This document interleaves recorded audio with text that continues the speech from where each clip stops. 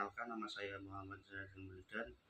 Kali ini saya akan menjelaskan materi dan soal ekuitas pemegang saham. Tujuan pembelajaran: 1. Membahas karakteristik bentuk organisasi perseroan. 2. Menjelaskan komponen utama dari ekuitas pemegang saham. 3. Menjelaskan prosedur akuntansi untuk penerbitan saham. 4. Menjelaskan akuntansi untuk saham treasury. 5. Menjelaskan akuntansi dan pelaporan saham preference. 6. Menjelaskan kebijakan yang digunakan dalam pembagian dividen. 7. Mengidentifikasikan berbagai bentuk pembagian dividen. 8. Menjelaskan akuntansi untuk dividen saham kecil dan besar dan untuk pemecahan saham. 9. Menunjukkan bagaimana penyajian dan menganalisis ekuitas pemegang saham. A. Bentuk perseroan. Keunggulan utama perusahaan berbentuk perseroan adalah kemudahannya menarik dan mengakumulasi sejumlah besar modal. Klasifikasi perseroan dan perseroan berdasarkan sifat pemiliknya adalah sebagai berikut. 1. Perseroan publik dimiliki oleh unit-unit pemerintah. 2. Perseroan sektor swasta. A. Non saham, ETPA dan EMKM. B. Saham perusahaan beroperasi untuk mencari laba dan menerbitkan saham. 1. Perusahaan tertutup. Perusahaan non publik. Perusahaan 2. Perusahaan terbuka. Saham dibandingkan secara luas dan tersedia untuk memiliki atau dibeli oleh publik. A. Perseroan terdaftar.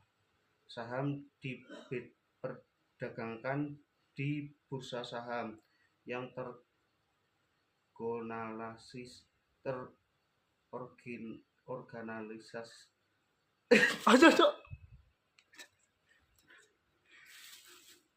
Perseroan tidak terdaftar. Saham diperdagangkan dari pasar di mana piala struktur pembelian dari penjualan kepada publik. Struktur organisasi perseroan atau korporasi digambarkan dalam bagian berikut. B. Modal saham atau sistem saham.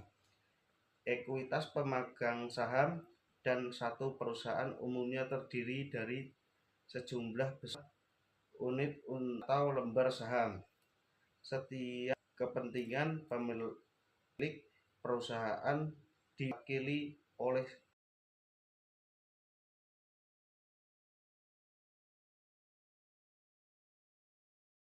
memiliki hak dan keistimewaan tertentu yang hanya dapat dibatasi oleh hak khusus pada saham diterbitkan. Jika tidak ada ketentuan yang membatasi, maka setiap memiliki hak-hak berikut. 1. Untuk membagi laba dan rugi secara proporsional. 2. Untuk ikut serta dalam manajemen. Hak untuk memilih direktur secara proporsional. 3. Untuk membagi aktiva perusahaan bila terjadi likuidasi secara proporsional. 4. Untuk ikut serta secara proporsional dalam setiap penerbitan saham baru dari kelompok yang sama disebut hak istimewa.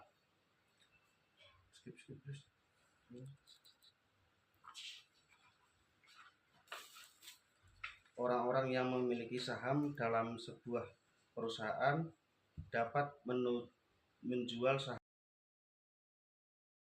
Orang-orang yang memiliki saham dalam satu perusahaan dapat menjual sahamnya ke pihak lain setiap saat dan dengan harga tertentu tanpa harus meminta izin dari perusahaan atau pemegang saham lainnya. C. Kepentingan pemilik saham biasa adalah restu perseorangan yang menanggung resiko terbatas bila terjadi kerugian dan menerima manfaat bila terjadi keuntungan. Saham ini tidak dijamin akan menerima dividen atau pembagian aktiva jika perusahaan dikuidasi,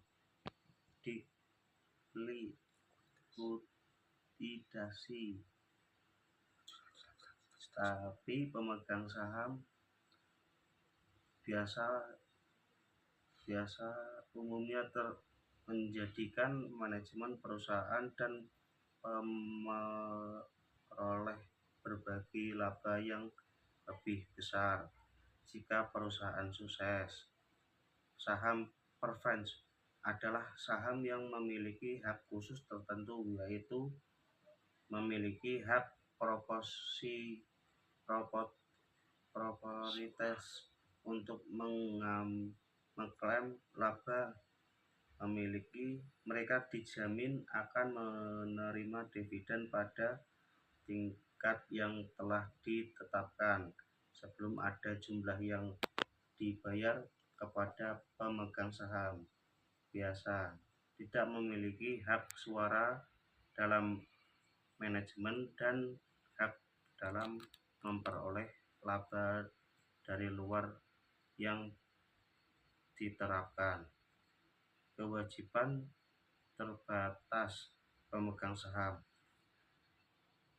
keyakinan atau jasa yang divitas dalam perusahaan ini merupakan batas kerugian bagi pemegang saham.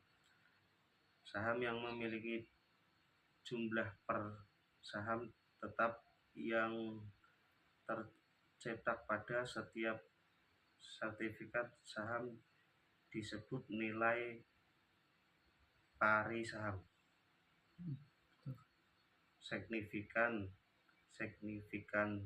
yang nyata nilai pari adalah mempertanggungjawabkan kewajiban maksimum dari seorang pemegang saham jika terjadi insolvensi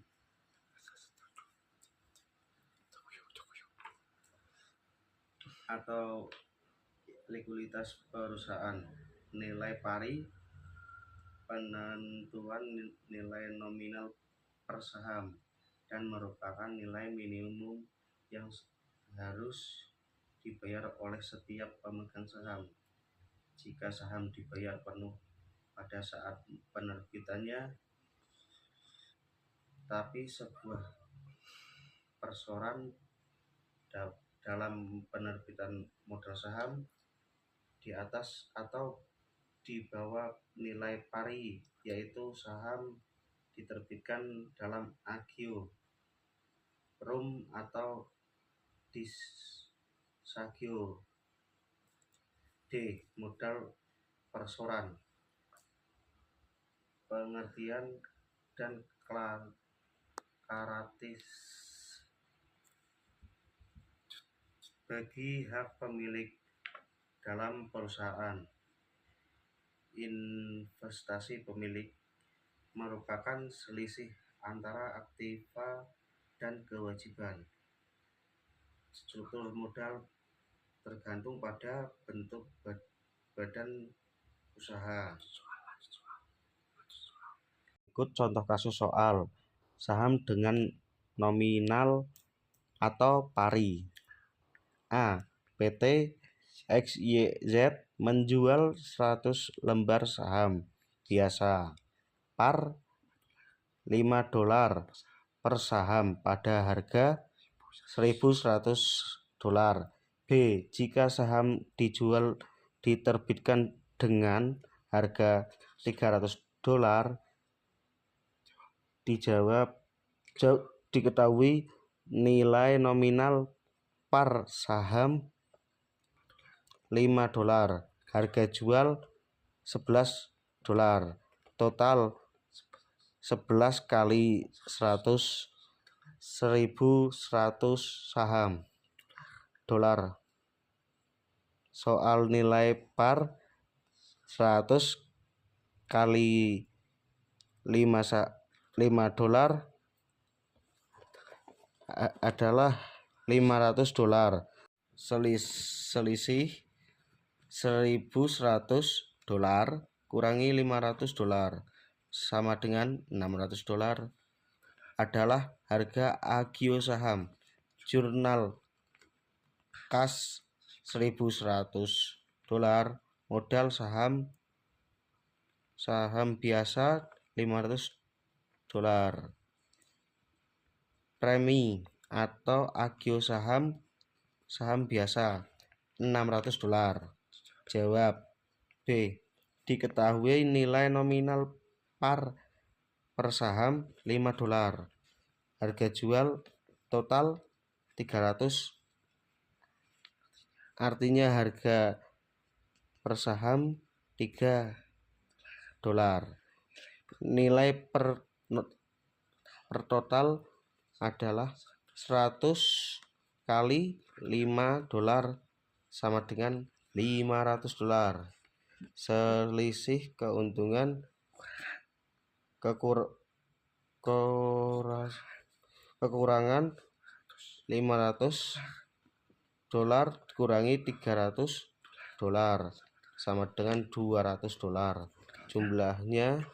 Jurnalnya kas premi atau kas $300, premi agio saham biasa $200, modal saham biasa $500.